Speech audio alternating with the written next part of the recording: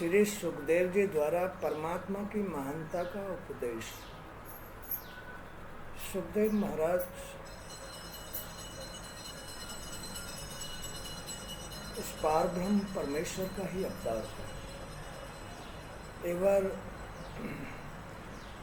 भगवान भोलेनाथ माता पार्वती को अमर कथा सुना रहे थे, तो इस अमर कथा को सिर्फ भगवान भोलेनाथ ही जानते हैं। उस पार ब्रह्म परमेश्वर की लीला को कुछ विशेष लोग ही जानते हैं। तो भगवान भोलेनाथ ने पार्वती को ये अमर कथा सुनाने के लिए सबसे पहले चारों तरफ दूर दूर तक बिल्कुल सब साफ सफाई कर दी, अपने शक्ति के द्वारा कोई जीव इस बात को सुन न ले। लेकिन एक कबूतर ने अपने कुछ अंडे दिए हुए थे, तो जहाँ भोलेनाथ ने अपना आसन बिछाया हुआ था, उस आसन के नीचे वो अंडा शेष रह गया। और माता पार्वती और भोलेनाथ उस कथा को माता सुनने लगी और भोलेनाथ सुनाने लगे। भोलेनाथ कथा सुनाते रहे और पार्वती सुनती रही, हुंकरा देती रही, ठीक है ठीक है ठीक है ठीक है ठीक है ठीक है। बस इतने में ही वो अंडा गर्मी पा करके बच्चे में बदल गया।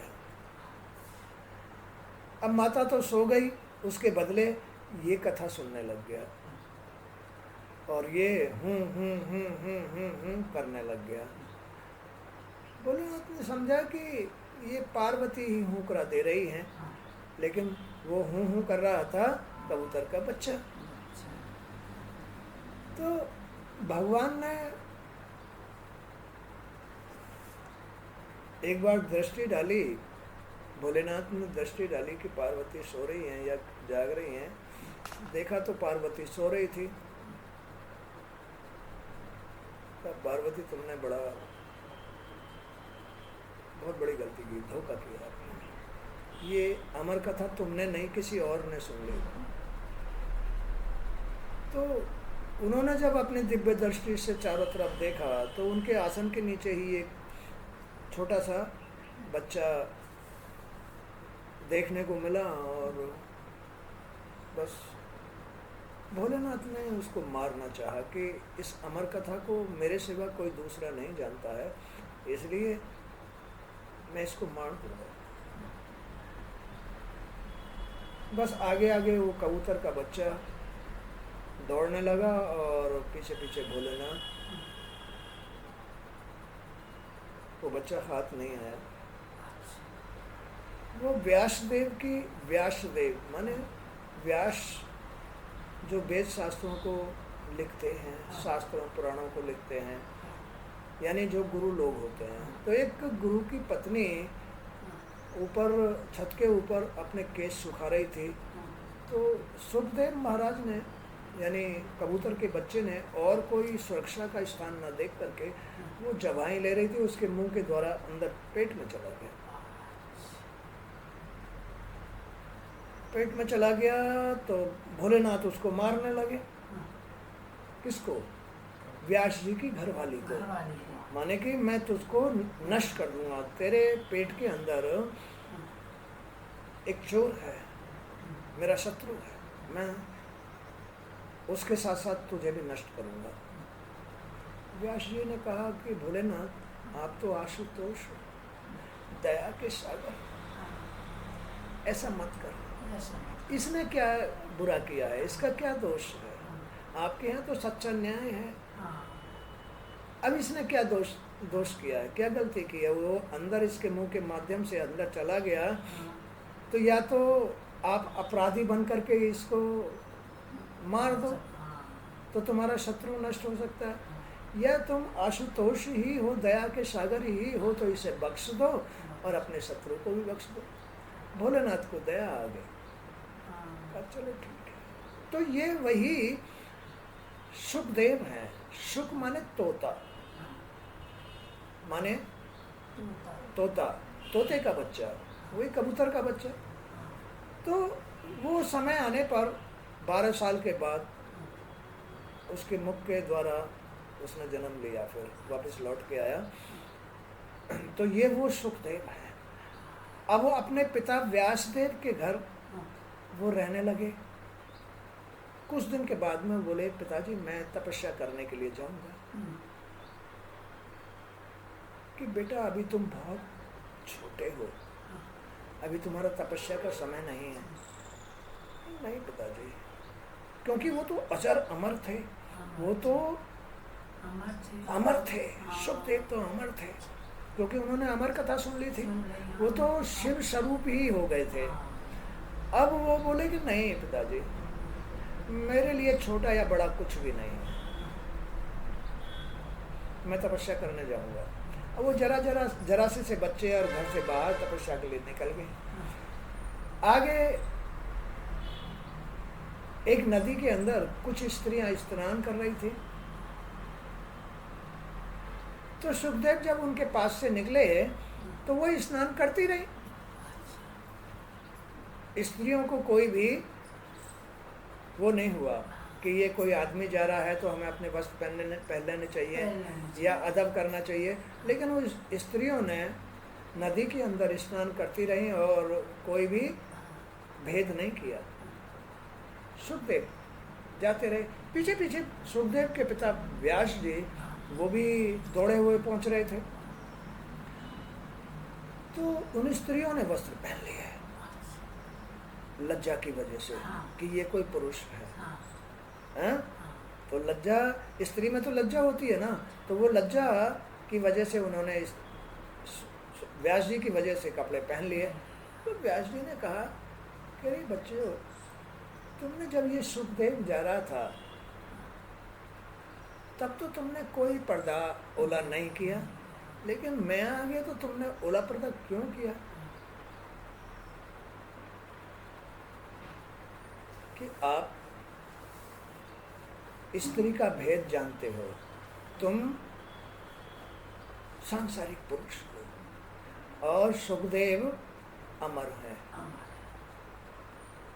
सुखदेव अमर है, पार ब्रह्म परमेश्वर का स्वरूप है।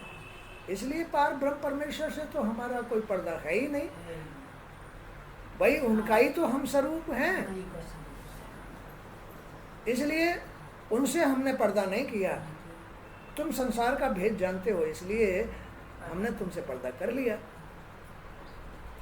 तो यहाँ उन्हीं परमात्मा की महानता का उपदेश है, उस परमात्मा की महानता का कि वो कितने महान है। श्री सुखदेव जी इस कथा को सुना रहे हैं। सुखदेव जी महाज्ञानी थे, उनको बाल बाल सब कुछ पता था, इस संसार का सारा भेद उनको ज्ञान था। इस संसार में कैसे आदमी घुस जाता है, कैसे आदमी निकलता है, हर बात का ज्ञान उनको था। परमात्मा ऐसा ही तो है, उसको हर बात का ज्ञान है, लेकिन मनुष्य को इस हर बात का ज्ञान नहीं है, केवल सांसारिक ज्ञान है, इससे निकलना नहीं जानता है। ऐसे ही अभिमन्यु था, चक्रव्यूह में फंस गया था, लेकिन वो तोड़ना भी नहीं जानता था, निकलना भी नहीं जानता था। तो ये संसार एक चक्रव्यूह है। इस चक्रव्यूह में घुसना सब जानते हैं, निकलना कोई नहीं जानता है। निकलना कोई नहीं जानता। तो पार ब्रह्म परमेश्वर की जो महानता है वो बड़े महान है। तुम्हारे सबके अंतर्यामी है, तुम्हारे जीवन जीने के मूल हैं। उन्होंने ही तुम्हारी ये सृष्टि सबकी रची है, इसका पालन पोषण वही कर रहे हैं। मैं आदमी कहता है कि मैं कमा के लाया हूं, बस मैं ही अपना पेट भर रहा हूं। नहीं, अगर वो तुम पर कृपा नहीं करेंगे तो तुम्हें कोई काम नहीं मिलेगा, और बगैर काम के तुम कुछ भी लेकर के नहीं आ सकते जिससे तुम अपना पेट भर लो। ये सारी देनदारी उनके ही हाथ में है, वो तुम्हारे अंतर्यामी हैं, तुम उनकी कदर करो, तुम उनका आदर करो। वो इतने दयालु हैं, इतने महान हैं, ऐसे इतने बड़े हैं, तुम्हारे माँ बाप हैं कि वो तुम्हें भूखा कभी नहीं मरने देंगे।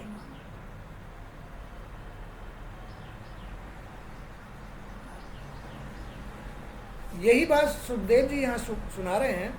परीक्षित, इस श्रीमद् भागवत पुराण में बार बार विश्व आत्मा भगवान श्री हरि का संकीर्तन करने की बात कही गई है, बार बार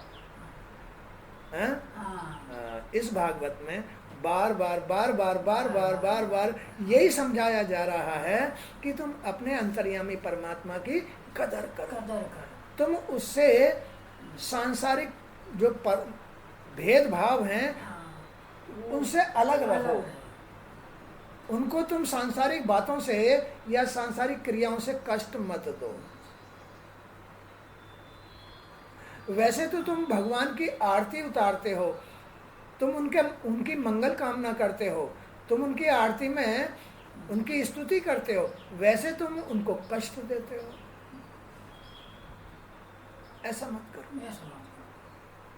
तो इस श्रीमद् भागवत पुराण में बार बार विश्वात्मा भगवान श्री हरि का कीर्तन करने की बात कही गई है।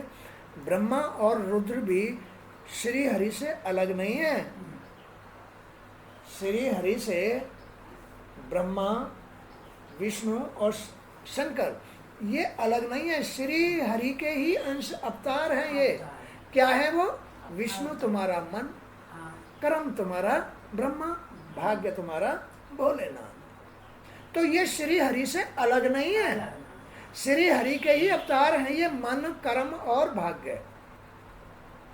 तो इसलिए इनके भी जो मूल हैं श्री हरि, उनकी स्तुति करो, उनकी शरण करो, उनकी सेवा करो। उनके होते हुए तुम कोई कुकर्म मत करो, तुम अच्छे दान पुण्य करो, तुम उन्हें खुश करने के लिए दीपक धूप दीप करो, तुम उनके लिए शरीर कहीं बेचैन ना हो जाए, शरीर कहीं विकार युक्त ना हो जाए, शरीर कहीं अनियमित ना हो जाए, इसकी बुद्धि खराब ना हो जाए, इसकी सोच खराब ना, इसका मन खराब ना हो जाए। इसलिए जब तक तुम इनकी व्यवस्था करके नहीं रहोगे, श्री हरि प्रसन्न नहीं होंगे, खुश नहीं होंगे। समय से नहाना, समय से उठना, समय से शौच जाना, समय से अपनी साफ सफाई करनी, समय से उनकी धूप दीप करनी, वो इंतजार करते हैं। जब समय हो जाएगा तभी वो इंतजार करना शुरू कर देंगे। मेरा भक्त आ रहा है, मेरी धूप दीप करेगा, मुझे स्नान कराएगा, मुझे कपड़े पहनाएगा। बोलो करता नहीं करता? जैसे कोई भी तुम्हारा असहाय बड़ा बूढ़ा हो, असहाय तुम ही समझ लो, जब असहाय हो जाओ, तुम कुछ कर्म ना कर सको तो तुम्हें नहाने की तो जरूरत पड़ेगी, शौच भी जाने की जरूरत पड़ेगी। जब तुम समय होगा तो तुरंत तुम्हें इंतजार करोगे कि कोई मुझे पकड़ के ले जाए और शौच कराए, कोई मुझे समय हो गया स्नान कराए, कोई मुझे शुद्ध वस्त्र पहनाए, कोई मुझे अच्छे धुले हुए कपड़े पहनाए। ये ही सेवा श्री हरि की सेवा है। हरि भी इसी तरह से इंतजार करते हैं समय से। तो ब्रह्मा, विष्णु, शंकर भी मन, कर्म और भाग्य भी तुमसे, श्री हरि से अलग नहीं है। तुम भी श्री हरि से अलग नहीं हो, तुम भी नहीं। जी भी उनका ही अंश है। ब्रह्मा, विष्णु भी उनका ही अंश है और जीव भी उनका ही अंश है। तो इस श्रीमद् भागवत पुराण में बार बार विश्वात्मा भगवान श्री हरि का संकीर्तन करने की बात कही गई है। ब्रह्मा और रुद्र भी श्री हरि से अलग नहीं है। अब तुम मृत्यु का भय त्याग दो, डरना बंद कर दो, तुम भयभीत होना बंद कर दो, तुम लड़ना, क्रोध करना, लोभ करना, ईर्ष्या करना, राग द्वेष करना, ये बंद कर दो। मतलब जब तुम्हारा मन विष्णु, तुम्हारा कर्म ब्रह्मा, तुम्हारा भाग्य शंकर, अपने आप को परिवर्तित कर लो, नियमित कर लो, भयभीत होना बंद कर दो। जब भी तुम अपने आप को श्री हरि के नियमों में परिवर्तित कर लोगे, तुम्हारे मन में भय आना बंद हो जाएगा।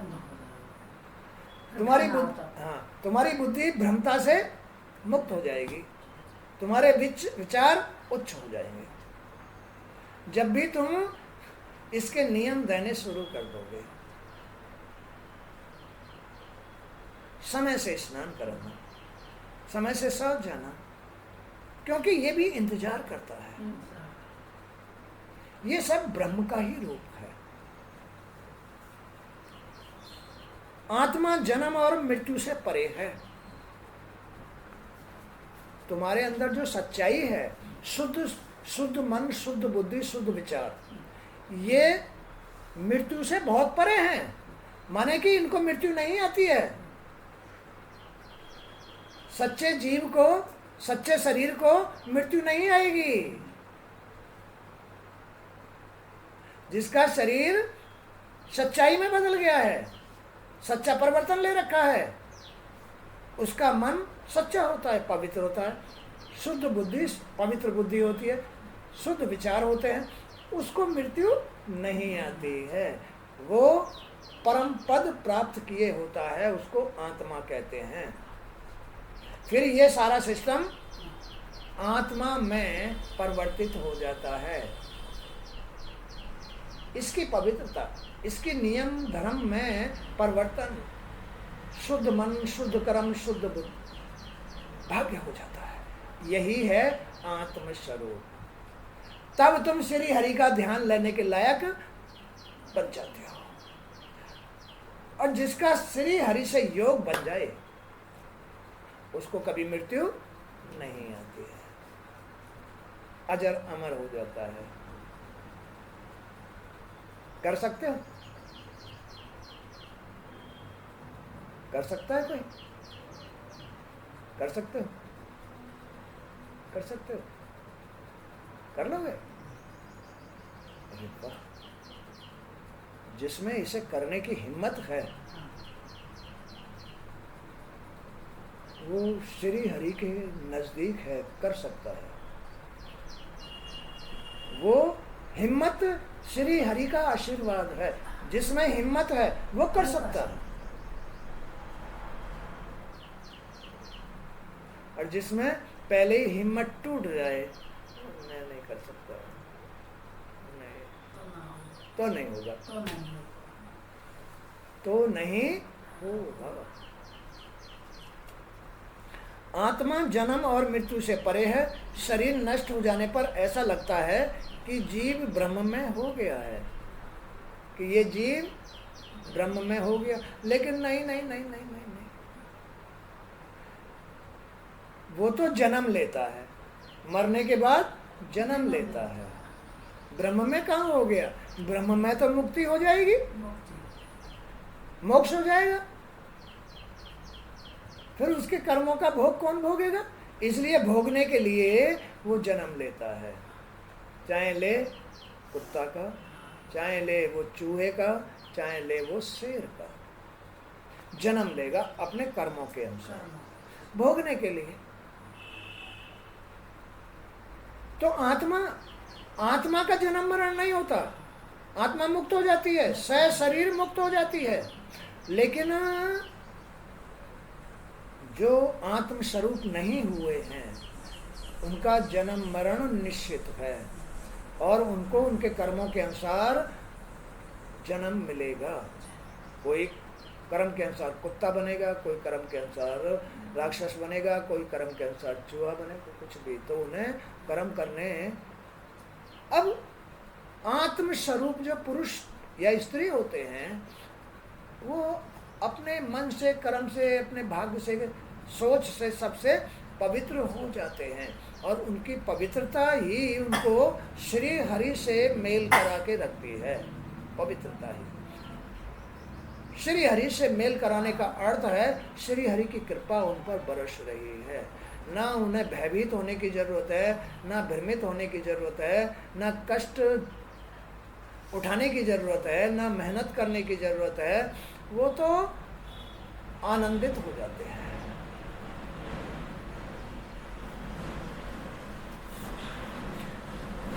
तो शरीर नष्ट हो जाने पर जब आदमी मृत्यु को प्राप्त होता है तो क्या नष्ट होता है? शरीर। इसमें जी नष्ट नहीं होता। जी ही पहले आत्मा थी, लेकिन कुकर्मों के द्वारा वो जी बन गया है। अब जैसा इस जन्म में जी है ना, ऐसे ही जीव का जन्म लेगा। लालची है तो कुत्ता बनेगा, जहरीला है तो श्याम बनेगा, हैं? ज्यादा जहरीला है।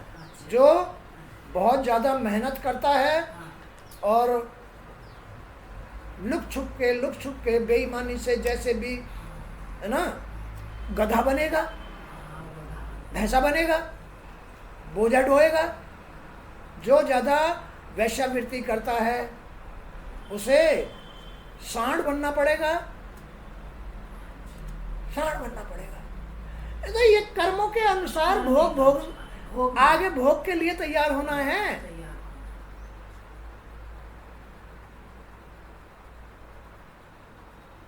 भैया यहाँ कोई छूट नहीं है, हैं? भगवान के दरबार में कोई छूट नहीं है। वहां तो न्याय होता है, कर्मों के अनुसार न्याय होता है, सच्चा न्याय होता है।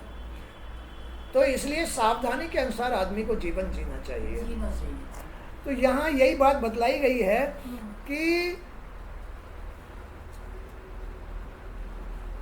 जबकि वह पहले, हाँ, आत्मा जन्म और मृत्यु से परे है, शरीर नष्ट हो जाने पर ऐसा लगता है कि जीव ब्रह्म में हो गया है, जबकि वह पहले से ही ब्रह्म में था। वो तो पहले ही ब्रह्म था, लेकिन तुम्हारे कर्मों ने वो ब्रह्म नहीं छोड़ा। जी पहले श्री हरि का ही तो अंश था, बिल्कुल पवित्र था, गंगा जल की तरह था।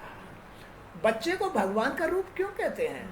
इसीलिए तो कहते हैं कि जब वो गर्भ में था तब तो प्योर आत्मा थी, जब वो बाहर संसार में आ गया तो अभी उसमें कुकर्म नहीं है, अभी वो कर्म नहीं कर रहा है, इसलिए वो भगवान का रूप है। बेटियां माँ भवानी का रूप होती हैं, बेटे भगवान का रूप होते हैं, इसलिए बच्चे भगवान का रूप होते हैं। जब वो बड़े हो जाते हैं, प्रौढ़ हो जाते हैं, अब मुश्किल हो गई। अब वो अपने कर्मों के अनुसार जैसा देख रहे हैं ऐसे कर्मों को धारण कर करके उसी रास्ते से निकल जाते हैं, उसी रास्ते से निकल जाते हैं। शरीर नष्ट हो जाने पर ऐसा लगता है कि जीव ब्रह्म में हो गया, जबकि वह पहले से ही ब्रह्म था। यह मन ही आत्मा के लिए, ये मन ही, अपना अपना मन ही आत्मा के लिए, जीव के लिए कर्म कर रहा है। ये मन ही आत्मा के लिए या जन्म लेने के लिए, ये मन ही कर्म कर रहा है, और कोई कर्म नहीं कर रहा। ये शरीर जो है ना मन के अनुसार चल रहा है, ये शरीर ही मन को तैयार कर रहा है, जैसा शरीर की इच्छा हो रही है वैसे ही कर रहा है भाई। मन कंट्रोल में ना, मन कंट्रोल में नहीं है। मन कंट्रोल में जाकर मन कंट्रोल में बस बेड़ा पार हो गया। तो ये शरीर मन के लिए कार्य कर रहा है, ये मन शरीर के लिए कार्य कर रहा है। इस शरीर को कुछ देर के लिए क्षणिक, लेकिन अगले जन्म के लिए भाग बना रहा है, अगले जन्म के लिए भाग बना रहा है। जो स्त्रियां इस कुकर्म को नहीं छोड़ती हैं ना, माफ करना, जो इस कुकर्म को नहीं छोड़ते हैं, जितनी जरूरत है, भगवान ने सब कुछ, सबका नियम बनाया है। स्त्रियां जो इस नियम के अनुसार नहीं चलती हैं और बुरी आदत में लगी रहती हैं, उनको कुतिया का जन्म मिलता है। अब बताओ, सोच के देख लो कि उनकी आदत बिगड़ गई है। उस आदत बिगड़ने का जो परिणाम है वो देख लो, हैं? तो ये ऐसा खेल है, ये भगवान की रची हुई लीला है, इसे कोई कुछ नहीं कह सकता।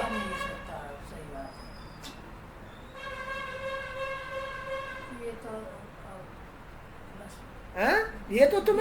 ये तो सबको समझने और हाँ। उस समझ के अनुसार अपने को बदल बदलने की जरूरत है। अब ना बदलोगे तो जाओ भैया, तुम्हारे मर्जी। तुम जानो, तुम्हारा कर्म जाने। यह मन ही आत्मा के लिए शरीर विषय, ये मन ही आत्मा के लिए शरीर विषय और कर्मों की कल्पना करता रहता है। ये मन ही विषयों की कल्पना करता रहता है। शरीर अगला शरीर तैयार करने के लिए उसे रचता रहता है, भाग्य को रचता रहता है अगले शरीर का। इस जन्म में विषयों की कल्पना करता रहता है। ये मन ही इस जन्म में भोगों की तैयारी करता रहता है। कहीं झगड़ा करना, कहीं एक्सीडेंट करके आ जाना, फलाना ढमका झगड़ा, बहुत सारे। ये मन ही इन सब की तैयारी करता है। मन ही करे सबकी तैयारी, हाँ, अच्छे की भी और बुरे की भी, हानि की भी और लाभ की लाभ भी। की। तो इसलिए अपने मन को केवल आत्मा के लिए ही चलाओ। इन कष्टों के लिए क्यों चलाते हो? किसी का लेके क्यों नहीं देते हो? क्यों झूठ बोलते हो? क्यों 10 रुपए पर या 20 100 रुपए पर क्यों ईमान डिगा देते हो? संभाल के रखो ना। ये भोगना पड़ेगा, इतना सच्चा न्याय है इसका। तो यह मन ही आत्मा के लिए शरीर विषय और कर्मों की कल्पना करता है, निर्माण करता है, और उस मन की संतुष्टि, और उस मन की सृष्टि करती है माया। सबके अंदर मनों की सृष्टि कौन कर रही है? माया। माया ने माने ये चीज बड़ी सुंदर है। हाँ भाई, इन्होंने शादी करा ली, हम भी शादी कराएंगे। हाँ भाई, हम भी बच्चे पैदा कर। ये माया है।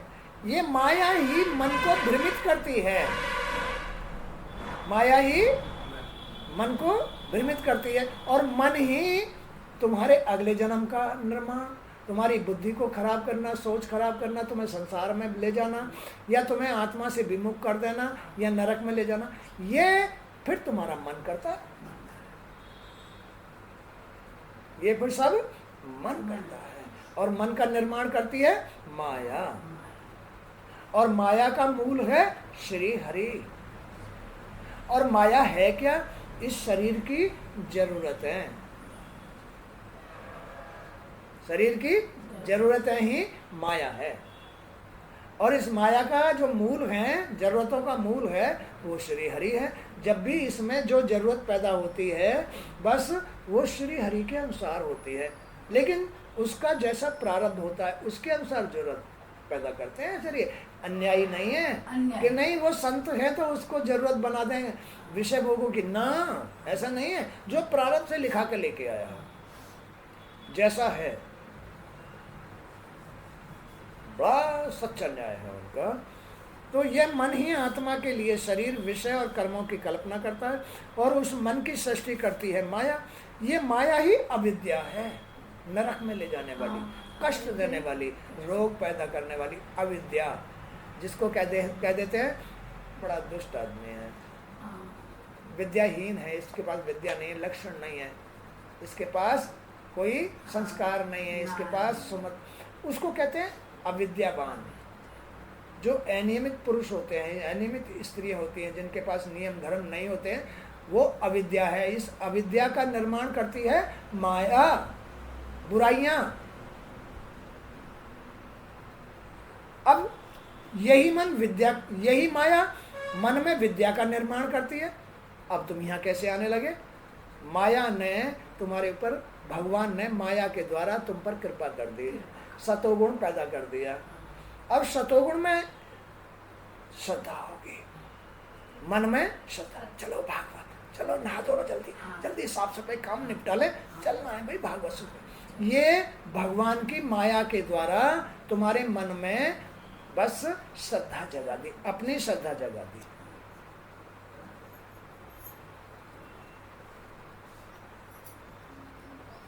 और जब भगवान की कृपा नहीं होती है तो माया को आदेश करते हैं उधेड़ दे से।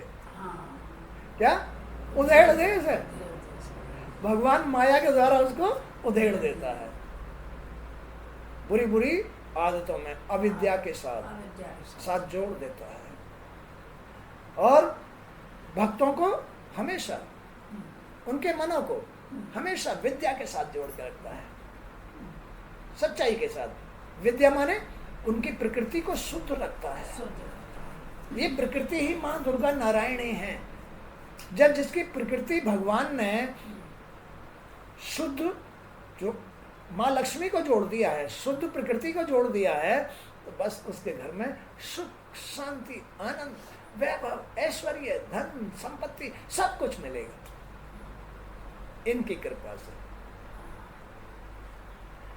इनकी कृपा से सब कुछ मिलेगा। अब जिनकी प्रकृति भगवान ने माया को आदेश दिया है कि इसके मन को उधेड़ दे, तो उसकी प्रकृति ये ना रह करके दरिद्र हो जाएगी।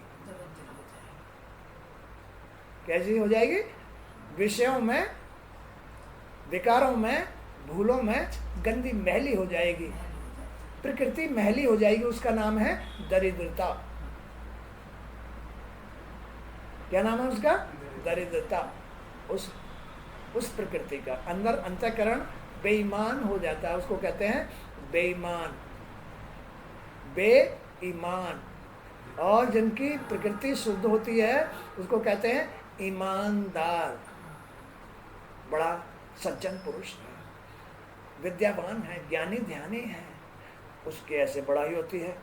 और जिनकी प्रकृति मैली हो जाती है, अरे बड़ा दुष्ट है, संस्कार नहीं मिले इसको, बड़ा बुरा है, ससुरा कुकर्मी हो जाता है। वो माया उधेड़ रही है, भगवान का आदेश है उधेड़ दो इसको। भगवान पिटाई ऐसे नहीं करता, थप्पड़ नहीं मारता, लाठी नहीं चलाता, वो तो अंदर ही अंदर माया से उधेड़ देता है, माया से ही उसे ऊपर उठा देता है, आनंद देता है। ये उसकी पिटाई है। खेल समझ में आ रहा है? हाँ? तो माया के कारण ही जीव संसार चक्र में पड़ता है। भगवान ने आदेश कर रखा है, डाल दो इसको नरक में, डाल दो। हर पल भगवान हर आदमी का न्याय करते रहते हैं, डाल दो नरक में, नरकीय कर्म कराओ इससे। चलो अंदर जो श्री नारायण, सत्यनारायण नहीं, ये मेरे भक्त हैं, चलो इधर चलो, भागवत सुना करो, चलो गुरुओं की शरण में रहा करो, अच्छी बातें सुना करो, चलो जाओ, सुबह अपना नियम धर्म धारण करो। एक तरफ भक्त और एक तरफ अभक्त, नरकी पुरुष। एक तरफ विद्या और एक तरफ अविद्या। हर वक्त भगवान फैसला करते रहते हैं। वो सबके अंतर्यामी हैं, वो सबके माता पिता हैं, सबके जन्म देना। अब ऐसे जन्म रचते हैं वो, देख लो, इनको तो मुक्त करते हैं, विद्या वालों को तो, और अविद्या वालों को बार बार जन्म देते हैं, बार बार जन्म देते हैं।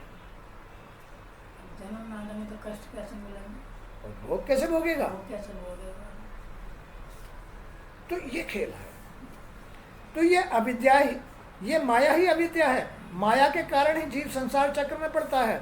जैसे दीपक के बुझ जाने से तत्व रूप तेज का विनाश नहीं होता, वैसे ही संसार का नाश होने पर भी स्वयं प्रकाश आत्मा का नाश नहीं होता है। इसमें जो आत्मा है, सच्चाई है, उसका नाश नहीं होता है, आत्मा का नाश नहीं होता। अब जी चाहे जैसा भी हो गया है, आत्मा तो इसमें है। अगर आत्मा नहीं होती तो तुम देख भी नहीं पाते, सुन भी नहीं पाते, चल फिर भी नहीं पाते, हाँ? तो वो यही कह रहे हैं। तो ये माया ही अविद्या है। माया के कारण ही जीव संसार चक्र में पड़ता है। जैसे दीपक के बुझ जाने से तत्वरूप तेज का विनाश नहीं होता, वैसे ही संसार का नाश होने पर भी, शरीर का नाश होने पर भी स्वयं प्रकाश आत्मा का नाश नहीं होता, क्योंकि वह कार्य कारण व्यक्त अव्यक्त सबसे परे है।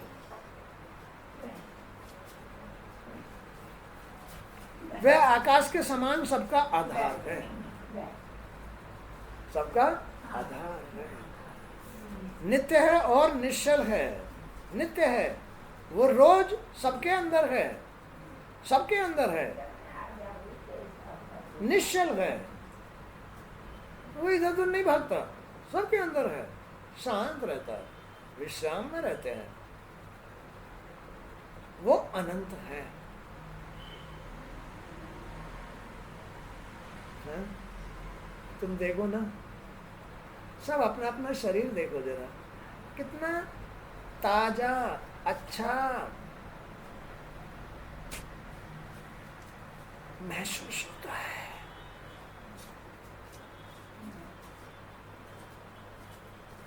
कितना ताजा, अच्छा महसूस होता है। और यही अविद्या के कारण अच्छा नहीं लगता है। विद्या के साथ भगवान होते हैं, कितना ताजा और तरल दिखाई देता है, अच्छा दिखाई देता है। और अविद्याओं के कारण यही शरीर नहीं भाता, अपना आपा अच्छा नहीं लगता है।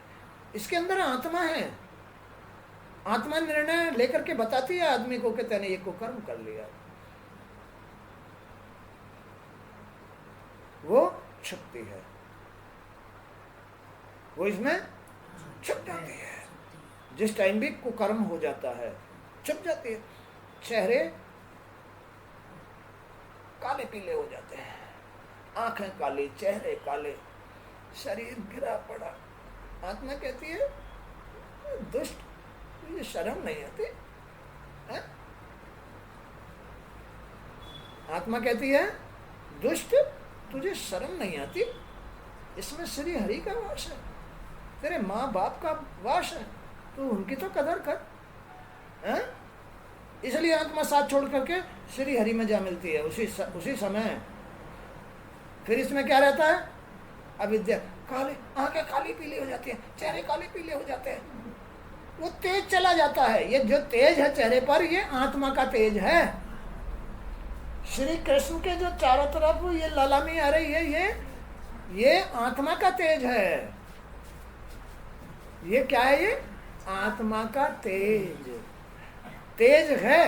तो ईश्वर श्री हरि की कृपा है, विद्या है तुम्हारे पास, मन चंगा है। और जब ये तेज तुम्हारे कुकर्म से चला जाता है तो फिर रह जाता है, हैं? अब क्या करें? अब क्या करें? अब तो वो पड़ा भी रहेगा, अब लक्ष्मी साथ नहीं देगी, कहीं से 2 पैसे की आमदनी भी होने वाली होती है ना, तो वो भी रुक जाती है, काम रुक जाता है, काम रुक जाता है। क्यों? आत्मा भी श्री हरि में जाके विलीन हो गई, जिस पर माया का कोई असर नहीं पड़ता है। हालांकि श्री हरि हैं इसलिए चलता तो रहेगा, लेकिन संसार की जितनी भी क्रिया हैं सब भूल में पड़ जाती है। कैसा खेल है अंदर ही अंदर। अब तो चलता काम भी रुकेगा, अब तो बना काम भी बिगड़ेगा। अब तो 2 पैसे घर में है ना, वो भी बाहर जाएंगे ही, क्योंकि उनका कंट्रोल नहीं रहा।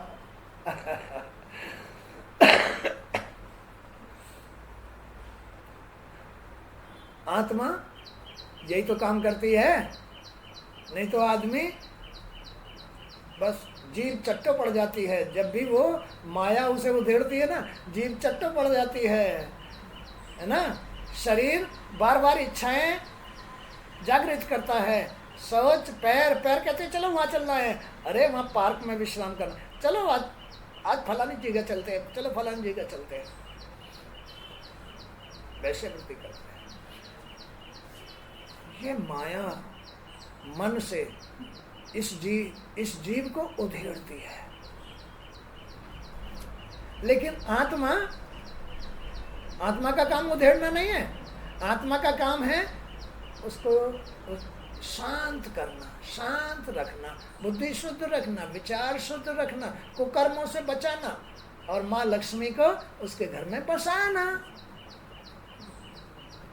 ये आत्मा का काम है।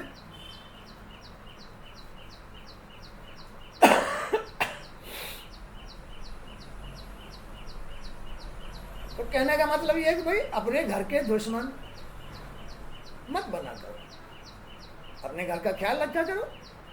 भगवान का खेल तो भगवान का ही है, किसी आदमी का खेल थोड़ी है। तो फिर उनकी कदर करो। अगर जीना चाहते हो तो उनकी कदर करो, अगर ऊपर उठना चाहते हो तो कदर करो उनकी। इसे महिला मत करो, माया से महिला मत करो। तो यानी विद्या के साथ रहना चाहिए। तो वो स्वयं प्रकाश आत्मा का, उस स्वयं प्रकाश आत्मा का नाश नहीं होता, क्योंकि वह कार्य कारण व्यक्त अव्यक्त सबसे परे है आत्मा। उसे कारणों से कोई मतलब नहीं है, उन्हें माया से कोई मतलब नहीं है, उन्हें तुम्हारे कुकर्मों से कोई मतलब नहीं है। उसका नाम है आत्मा। जब भी तुम इसके अंदर, मन के अंदर गंदगी ले आओगे ना, विकारों में चले जाओगे, आत्मा तो श्री हरि में जाकर के विलीन हो जाएगी, लक्ष्मी भी उसमें जाकर के विलीन हो जाएगी। अब शेष तुम जी के साथ इस खलके में अकेले रह जाओगे, इस खलके में अकेले रह जाओगे। अब तुम्हें प्रकाश भी, जैसे तुम देखते हो ना, दीपक जल रहा है, दीपक की लौ जल रही है, उजाला दे रही है ना। अब तो वो आत्मा है, लेकिन जब वो बुझ जाती है ना, तो फिर क्या रह जाता है? अंधेरा रह जाता है। ऐसे ये शरीर आत्मा के श्री हरि में विलीन होने से, लक्ष्मी के श्री हरि में विलीन होने से ये अंधेरा बन जाता है, अविद्या बन जाती है। अब वो बिलबिलाता है, कभी यहाँ कभी वहाँ, कभी मुल्लाओं के पास, मौलवियों के पास, कभी किसी के पास, कभी किसी के पास बिलबिलाता है। जाओ ना, क्या देंगे मुल्ला मौलवी? तुम्हें ज्ञान देंगे, तुम्हारा सिस्टम सुधारेंगे, वो तुम्हारी सजा है। क्या है वो? सजा है, तुम्हारे कुकर्म की सजा है। बगैर लक्ष्मी के प्रकृति तुम्हारी जो है अविद्या में बदल गई है, प्रकृति तुम्हारी अविद्या में बदल गई है, इसलिए तुम्हारी बुद्धि भ्रमित हो गई है, तुम्हारे विचार उल्टे हो गए हैं। चलो मुल्लाओं के पास, मौलवियों के पास, ये तुम्हारा दंड है, कमाया उनको दे आओ। अरे भगवान के नाम पे 10 पैसे नहीं छोड़ते, गुरुओं की जरा सी सेवा नहीं होती, मुल्ला मौलवियों को 10-10 हजार, 20-20 हजार, 1-1 लाख रुपए दिया हो। क्या है ये तुम्हारे कुकर्मों की सजा है। भगवान ऐसे सजा देते हैं।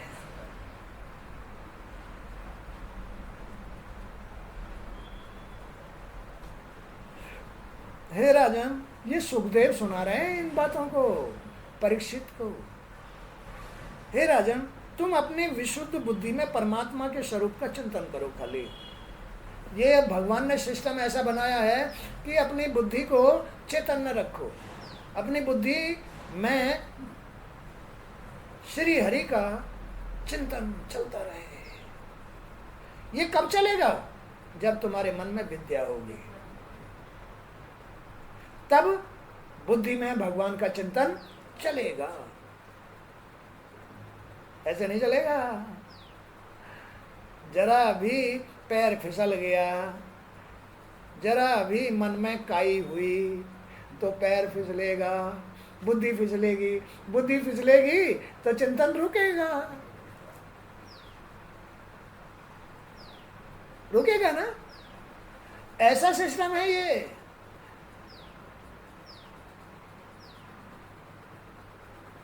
है ना? हाँ, ऐसा सिस्टम है। किसी तरह से भी तुम्हारा पैर फिसल जाए, तुम्हारे मन में जरा सी भी किसी के प्रति ईर्ष्या, राग द्वेष, भेदभाव, किसी से लेना देना, बेईमानी करना, है ना, चाट पकौड़ी बाजार में खाना, वेश्यावृत्ति करना, किसी से ऐसा वैसा करना, फलाना ढमका, ये मन की काई है। मन में काई है, अविद्या है, तो बुद्धि भगवान का चिंतन नहीं कर सकती, तो बुद्धि भगवान का चिंतन नहीं कर सकती। मन में काई नहीं है, अगर टब तुम्हारा बिल्कुल साफ सुथरा क्लीन है, मन ही तो टब है, मन ही तो घर है, मन तो तुम्हारा मन रूपी घर टब जिसमें पानी भरा हुआ है, मन में ही तो पानी भरा हुआ है, तो ये टब अगर क्लीन है तो बुद्धि भी क्लीन होगी, साफ जल दिखाई देगा, यानी उसका टब का पैदा बिल्कुल ऊपर से साफ दिखाई देगा। उससे श्री हरि खुश होते हैं।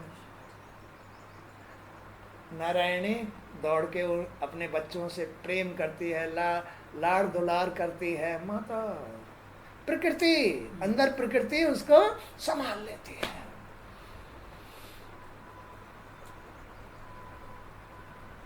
संभाल लेती है ना।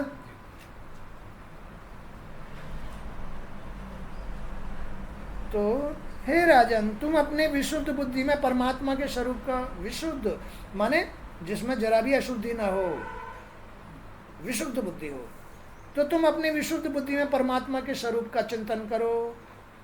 इस तस्वीर का चिंतन नहीं करना है, इन बातों का चिंतन करना है जो गुरुजी समझा रहे हैं। ये श्री हरि का स्वरूप है जो बता रहे हैं, तो इस स्वरूप का चिंतन करो अपनी विशुद्ध शुद्ध बुद्धि में, तो तुम्हारा मन साफ हो जाएगा। चिंतन करने मात्र से बुद्धि शुद्ध हो जाएगी, मन शुद्ध हो जाएगा। फोटो का चिंतन करने से कुछ नहीं मिलेगा। ये तो फोटो है,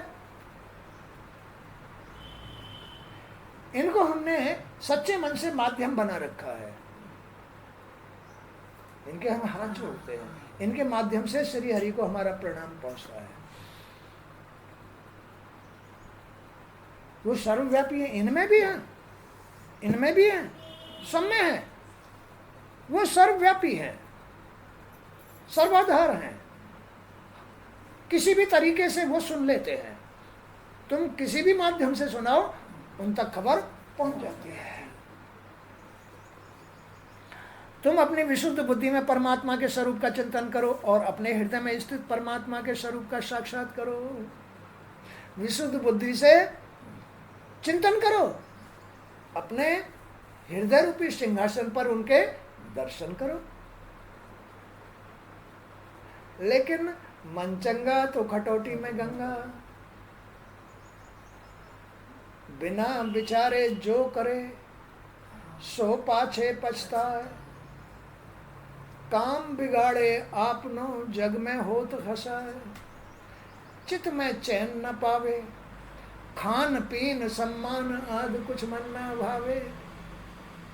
है भाई, अशुद्ध मन से, अशुद्ध बुद्धि से किए हुए जो विचारहीन कर्म हैं, उनसे ऐसा माहौल उसका बन जाता है। बिना विचारे जो करे वो बिना विचारे ही करेगा, क्योंकि मन कराएगा, गंदगी कराएगी, चैन नहीं लेने देगी, चैन नहीं लेने देगी। बिना विचारे जो करे सो पाछे पछताए।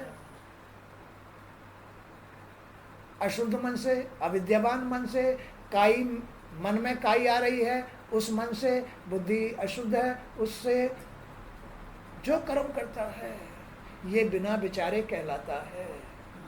ऐसे में तुम्हारा कोई भी कर्म तुम्हें लाभ नहीं देगा। तो आदमी अपनी गर्दन अपने ही हाथ से काटता रहता है ना। हाँ, आदमी पेड़ की चोटी पे जाके बैठ जाता है और नीचे काटने वाले को कह देता है कि भाई तू नीचे काटता रहे, काटता रहे, काटता रहे, काटता रहे, काटता रहे, और जब वो कट जाता है फड़ाक जैसे पेड़ के नीचे दब जाता है। तो ये ऐसा संसार है, बिना विचारे जो करे सो पाछे पछताए। काम बिगाड़े आपनो, कर्म बिगाड़े आपनो, जग में हो तो हंसाए। माने प्रकृति में हंसाई होती है, जग में हो तो हंसाए। चित्त में चैन न पावे, खान पीन सम्मान आदि कुछ मन न भावे। ऐसा हाल बन जाता है ना भाई। तो बुरी आदतों के शिकार बन करके आदमी का हाल बेहाल हो जाता है।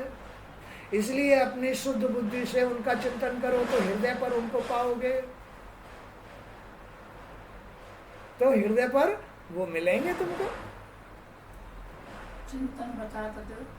चिंतन मतलब हे प्रभु, हे अंतर्यामी, हे वासुदेव श्री हरि श्री कृष्ण, हे लक्ष्मी नारायण, तुम्हारा जो ध्यान है, जो तुम बोल रहे हो ना, उन पर सही घूमते रहना चाहिए। हे वासुदेव, कण कण में वास करने वाले श्री हरि वासुदेव श्री कृष्ण आपकी जय हो। हे लक्ष्मी नारायण, आप मायापति हैं, मैं भी आपका अंश हूँ। हे प्रभु, मुझे सच्चाई का साथ दो, मुझे नियम धर्म दो, मुझे अपनी भक्ति दो प्रभु, मेरी बुद्धि साफ करो, मेरे विचार शुद्ध करो। हे प्रभु, इस संसार के महल से मुझे मुक्त करो। हे दीनदयाल, आप तो सर्वाधार हैं, आप सर्वश्रेष्ठ हैं, सबके माता पिता हैं। हे प्रभु, आज आप अजर और अमर हैं। हे त्रिलोकीनाथ, मुझ पर दया करो। इस तरह से चिंतन करना वही आदमी कर सकता है जिसकी बुद्धि शुद्ध है, मन शुद्ध है। बस जिसके विचार शुद्ध है वही इतना व्यक्त कर सकता है, अन्यथा कोई नहीं कर सकता। शब्द ही नहीं निकलेगा मुंह से, शब्द नहीं निकलेगा। माया मारेगी ना, ऐसा तमाचा मारेगी कि कला खा देगी। हैं? तू मेरा है कि उनका है? हाँ, मारेगी तमाचा। कहाँ जा रहा है? मेरे साथ रहे, वहां जाएगा तो पिटेगा। बोलना ही नहीं देगी, क्योंकि मायावी शरीर हो गया है, अविद्यावान शरीर हो गया है। ये तो सब उसी शरीर में से निकलते हैं, मन में से निकलते हैं, जिनमें काई नहीं है, शुद्धता नहीं है, शुद्ध विद्या के साथ हैं, भगवान के साथ हैं, उनके मुख में से ये शब्द निकलते हैं। इसमें श्री हरि के शब्द, गुणगान, भजन, सब कुछ उनकी कृपा से निकलते हैं।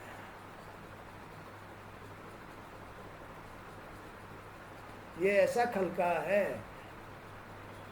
और जिनका खलका गंदा मन, काई जमी गंदा, बुद्धि भ्रष्ट, विचार अशुद्ध, वो हर वक्त इधर उधर की बातें करते रहेंगे, झगड़े की बातें, राग द्वेष की बातें, भूल चूक की बातें, विषय विकारों की बातें, ये करना वो करना फलाना, कोई नियम नहीं, धर्म नहीं, सब कुछ बह जाता है, बह जाता है।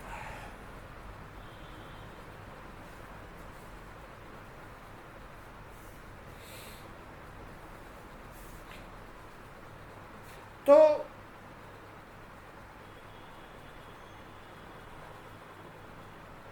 तक्षक जो सर्पों का राजा है, तक्षक, उसने परीक्षित को डसने का टाइम रख दिया, डसने का टाइम रख दिया। बस परीक्षित ने सुखदेव महाराज जी से ये प्रार्थना की, तो वो समझा रहे हैं, इस बात को समझा रहे हैं, तुम क्यों डरते हो? श्री हरि का शुद्ध बुद्धि से चिंतन करो ना, तुम भागवत सुनो ना, तुम भागवत कराओ ना, तो ये सब कुछ भय चला जाएगा। भय चला गया तो तक्षक भी चला जाएगा। वो कोई भगवान थोड़ा ही है, भगवान से बड़ा थोड़ा ही है। भगवान तो उसको मारेंगे गदा और भगा देंगे पाताल से भी पड़े। तो इस तरह से ब्राह्मण के साप से प्रेरित तक्षक सर्प तुम्हारा कुछ नहीं बिगाड़ पाएगा, तक्षक भी तुम्हारा कुछ नहीं बिगाड़ पाएगा, ब्राह्मण का साप भी कुछ नहीं बिगाड़ पाएगा। जब आदमी शुद्ध बुद्धि से भगवान का चिंतन करने लगता है तो किसी का श्राप भी उसके ऊपर कुछ भी नहीं कर सकता। यहाँ तक कि तक्षक, सर्पों का राजा तक्षक भी उसको नहीं डस सकता।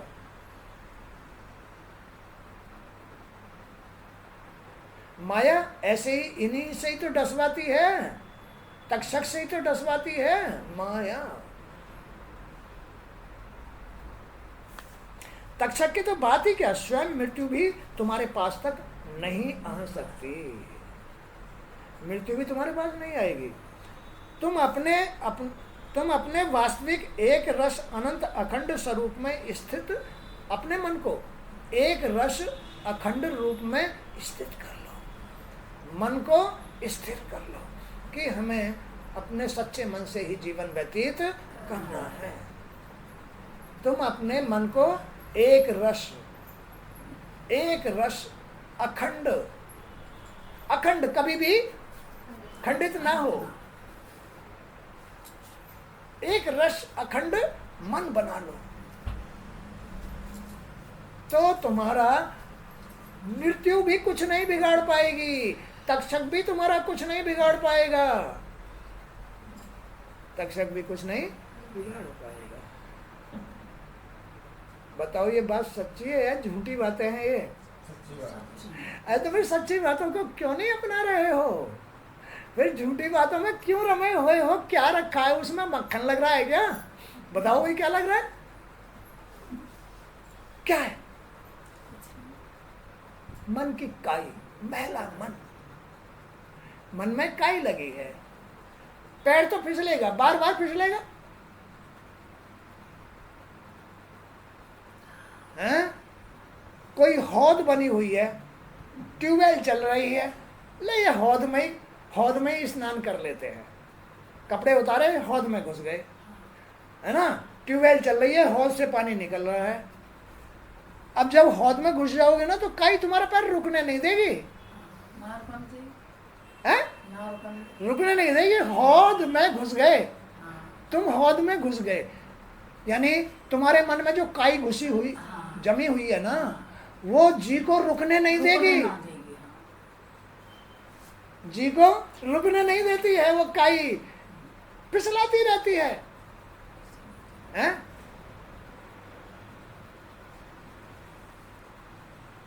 न रात को चैन न दिन को चैन। वो काई ऐसी जी को बर्बाद कर देती है।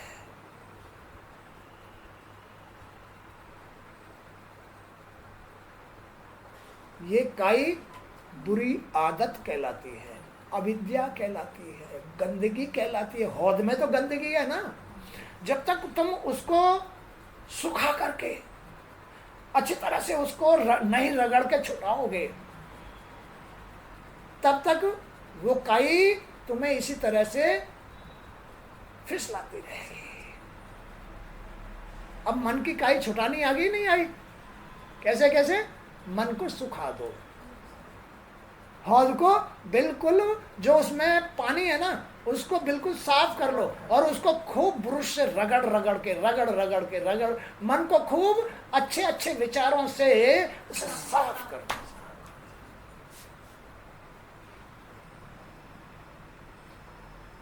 ऐसे छूटती है मन की काई, ऐसे छूटती है अविद्या।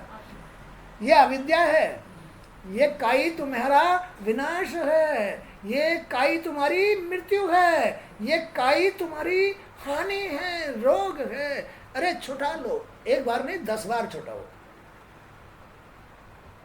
इस काई को, एक बार नहीं 10 बार छुटाओ, और पूरे जीवन छुटाते रहो तो तुम्हारा मृत्यु भी कुछ नहीं बिगाड़ पाएगी। सर्प तक्षक तो क्या बिगाड़ेगा?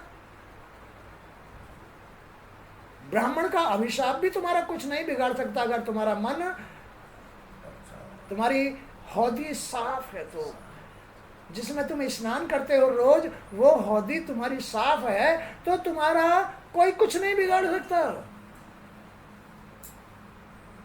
हर आदमी रोज अपने मन में ही तो स्नान करता है, मन रूपी टब में ही तो स्नान करता है, और फिर वैसा ही सारे दिन 24 घंटे कार्य करता है। मन साफ हो, हौद साफ हो, टब साफ हो, तो चेहरा भी साफ दिखाई देता है। चेहरा साफ दिखाई देता है, गंदगी में अपना चेहरा भी दिखाई नहीं देता है कि तू क्या कर रहा है।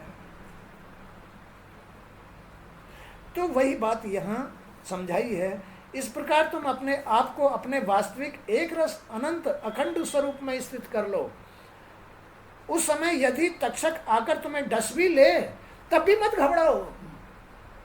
अगर तक्षक आकर तुम्हें डस भी जाए, कोई तुम्हें अभिशाप भी दे दे, तो भी तुम मत घबराओ, भ्रमित मत हो।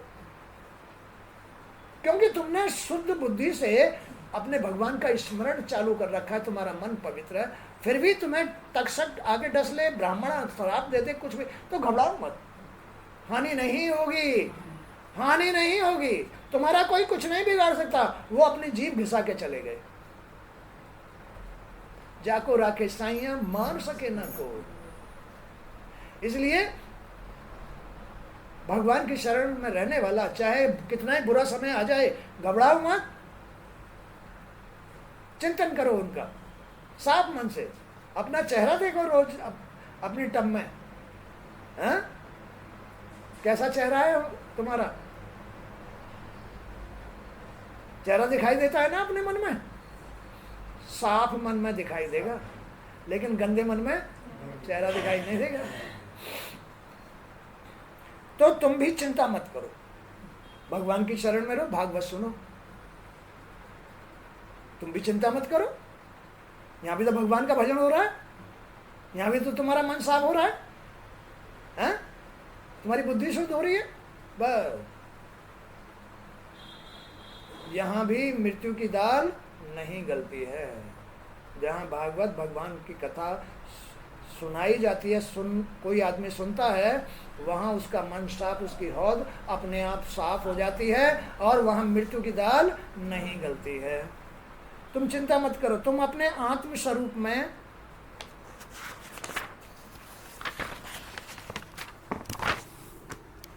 स्थित होकर इस शरीर को ही क्या, सारे विश्व को भी अपने से पृथक नहीं देख पाओगे। जिसका मन साफ है वो तुम्हारे अपना चेहरा तो क्या, तुम पूरे शरीर को, पूरे विश्व को अपने में ही देखोगे। जिसका मन साफ होगा, जिसका मन साफ, जिसका टब साफ, जिसमें वो स्नान करता है, वो आदमी फिर इस विश्व को अपने में ही देखेगा, आत्मा में ही देखेगा, श्री हरि में ही देखेगा। उसको जरा भी कोई भेद बुद्धि नहीं आएगी, कोई भी विकार, कोई भी बेईमानी, कोई भी राग द्वेष, कोई भी लड़ाई झगड़ा कुछ नहीं होगा। मन चंगा खटोटी में गंगा, बस आत्म स्वरूप हो जाएगा जहां कल्याण ही कल्याण होता है। केवल इतना सा अंतर हर घर गृहस्थी में बना रहता है, इतना अंतर हर आदमी में बना रहता है, स्त्री हो या पुरुष, बाप हो या बेटा। अंतर, ये अंतर मन का महल है। जब मन में चाहे बेटे के चाहे बाप के काई जम जाती है और उसे अपनी शक्ल न दिखाई दे, तो अपना मन साफ कर लेना चाहिए। जब तुम मन को ही, अब ये मन में जो काई है ना, ये काई और बढ़ाती है और बढ़ाती है और बढ़ाती है। अभी तो इतनी सी है, अभी फिर इतनी हो गई, फिर इतनी हो गई, फिर इतनी हो गई, फिर इतनी हो गई। काई बढ़ती रहती है, काई को बढ़ाती रहती है और वो ऐसी हो जाती है कि उसमें घुस गए तो पैर फच्चर जैसे जाता है, माने बिल्कुल नष्ट, गला देता है। इसलिए मन रूपी टब को, हौद को, जिसमें जीव रोज स्नान करता है, साफ रखना चाहिए। जिस दिन भी तुम इसे गंदा कर लोगे उस दिन की हानि होगी। इसलिए हानि में मत जाया करो, भगवान का चिंतन किया करो। बस वहां ना तक्षक की दाल गलेगी, ना मृत्यु की दाल गलेगी, न काल की दाल गलेगी, न काम रुकेगा, न कभी बीमार होगे। हाँ, श्री हरि का हाथ रहेगा, आशीर्वाद रहेगा, प्रकृति माँ लक्ष्मी तुम्हारा साथ देती रहेगी। आज का सत्संग यहीं तक। जय श्री कृष्ण। हरि ओम, शांति।